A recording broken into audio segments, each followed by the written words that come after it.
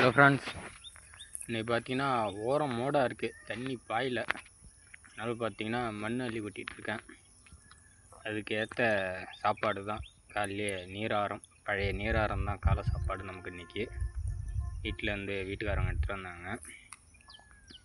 பார்த்து கல்லுன்னு நினச்சிடாதீங்க, இது பழைய சோத்துடைய கஞ்சி தான்.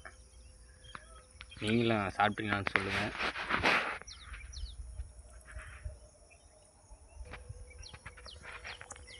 செம்ம டேஸ்ட்டாக இருக்குது.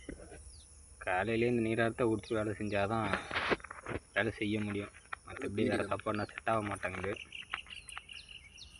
இதுதான் நம்ம வேலைங்க. மண்ணல்லியே மண்ணாக போக மாட்டேங்குது. ஓகே நண்பர்களே, இந்த வீடியோ பிடிச்சிருந்தா கொஞ்சம் சப்போர்ட் பண்ணுங்கள்.